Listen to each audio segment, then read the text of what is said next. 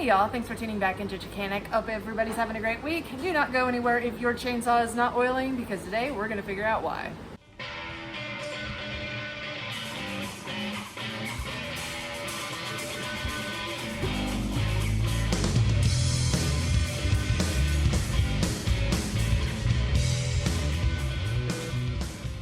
So today I have a customer's Echo CS-355T in the house and it is not oiling. And although your chainsaw might be different, the principles are very similar on all these saws. So we're gonna go and diagnose and see why it's not oiling. But before we jump into today's video, if you're a fan of saving time, money, and frustration while fixing your own small engine equipment while watching in-depth tutorials, that's what I do. I upload a couple times a week, and if that sounds interesting, hit that like button, smash that subscribe, don't forget to hit the notification bell, and please leave a comment. I love to read through the comments, and I will reply to all the early commenters.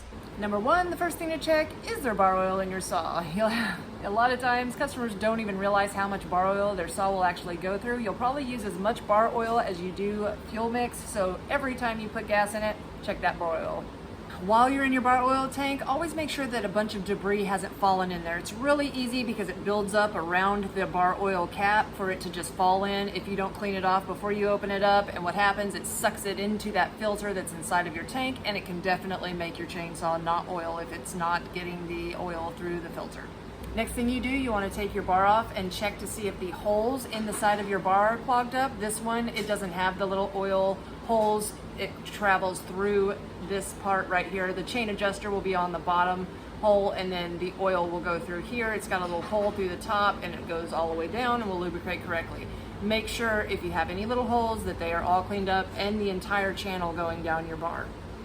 If all those are clear, since you have the bar and chain off, you can do it with them off, the side cover, that way you can see everything. But if you're scared, you can go ahead, keep the bar and chain off and put the side cover back on. You're gonna start your chainsaw up and you're gonna give it some revs. Make sure not to run it for longer than 10 seconds, but you're going to see if the bar oil is actually traveling out of its little reservoir area right here. If nothing's coming out, we gotta go deeper. After you've run it a little bit and this little area right here is still dry and no bar oil is coming out, you know you have a deeper issue. We got to get into this. Now, depending on what saw you have, it might look a little different, but the principles are pretty much the same. On this one, this clutch is located on the outside. Some of them are on the inside. You might have to take the sprocket off first. I've already made a video on how to take the clutch and sprocket off any chainsaw. I will leave a link right up here if you need that.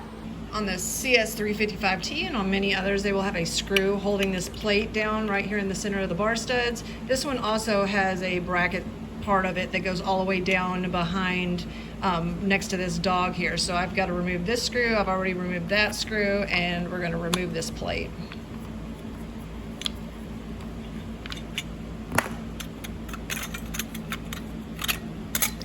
Now we can see our oil line's really good. They're in good shape. We got to go farther.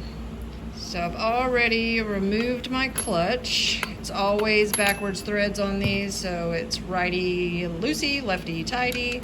We're going to take our washer off here. The sprocket just slides off on this one.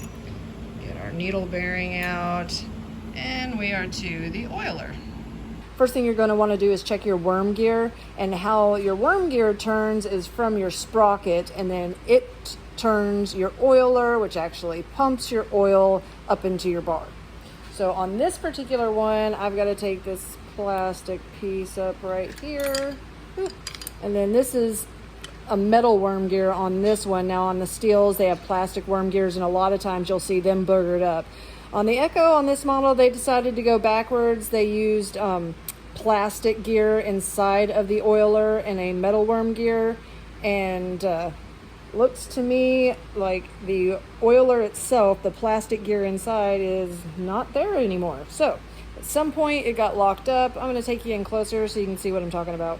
Now when the worm gear was down there, it's supposed to ride against a gear that's in the oiler that sticks out at the bottom part right here, but as you can see, it's plumb just wore it completely away. So at some point it melts it off. I hope y'all can see that it's not there for you to see. So let's take it apart and get a closer view. On the CS-355T, it only has 2 screws holding it on. We're going to want to take those out. We're also going to want to remove the oil line going to the bar oil tank. Now I'm going to have a golf tee handy just in case it starts spooching out, in case there's any pressure still built up in there from moving the saw around and it being warm in here, because it might just start flowing out on you. So have something handy to stop the flow. So as you can see, at some point it got stuck and just wore that gear down flush. So there's no way for it to work. Maybe you can see that a little better. And we're gonna go ahead and change out this entire oiler because the customer is getting it done under warranty. Sweet. That's another reason to always register your units. Everything I sell at my shop, I register myself. That way I know that it's taken care of. But if you buy it from the big box store, make sure to register it, because you have, as a homeowner, 5-year warranty for any manufacturer defect. And this is covered under warranty. Now, if you're working on a CS-355T by Echo and you're replacing this yourself, the part number is a P0210333920. This customer is getting it done under warranty. So like I said, if you can, definitely get it done under warranty. The new oiler comes with all these new pieces. Now, this new little washer right here, I never even took the old one off. That's on the crankshaft itself, so we're going to take that off. Put this new washer down there. And let's see what this new oiler gear looks like in here. Can you see how good it's sticking out? Yeah. That one looks much better than that last one did, for sure. So we're going to put it back in just like we took it out. It's going to go this way, and we're going to attach our lines. Stick it up in there. This line is going to go right on top. This line.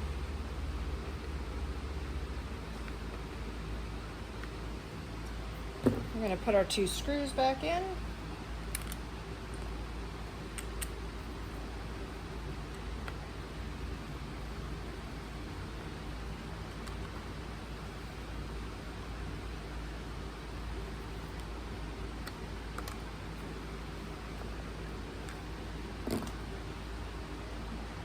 We've got our new worm gear, and you can, you know, these 2 prongs go up because they go into the back side of this plastic piece. And when you put that in, you can just sort of spin it around into place there, because you know it's going forward. And we're going to put this on there and make sure to line up those little inserts right there onto your gear. And I'm just turning it until it sits flush with the oiler. Now when I put my sprocket back on, the 2 little prongs on this plastic piece right here do go between the sprocket teeth, and we were going to put our needle bearing back on. I'm going to go ahead and get some grease on that. Now that we got that greased up, we're going to set this down. We know we're going around that. That's good. We're going to replace our washer. And then the clutch goes back on, and it's lefty-tighty. And then we're going to probably remove the rewind to tighten this down, because it sort of will catch on the rewind and not want to tighten as if you still have that resistance on the crankshaft. So I've removed my rewind now. That way I don't have any resistance with the rewind pulling on it as I'm trying to tighten the clutch back down. I do have my piston stop in there. Gonna tighten that down.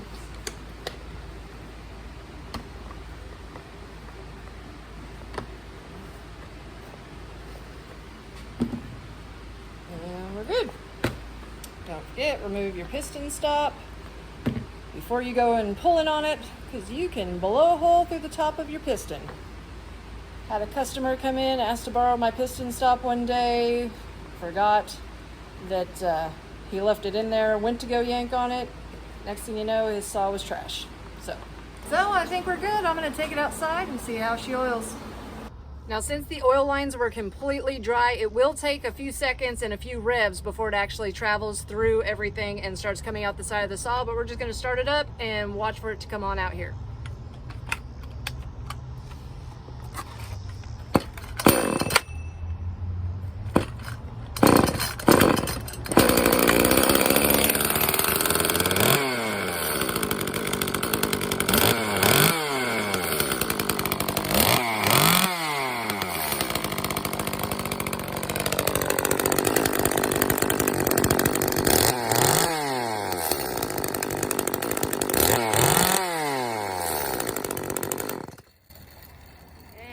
See, it's pouring out great. And last but not least, after you know it's oiling correctly while everything's off, you put everything back on, your chain, bar, side cover. Go ahead, start it up, give it a few revs with the tip of your bar towards the ground, and wait until you see a light line. That way you know everything's working correctly. So thanks again for tuning back into Chickanic. Hopefully this video saves you time, money, and frustration in the future. If you haven't found us on Facebook, find us at facebook.com/Chickanic. Find us on Instagram at TheRealChickanic, or find us at Chickanic.com, where you can get your own t-shirts, hoodies, and long sleeve shirts. Thanks, and have a great day.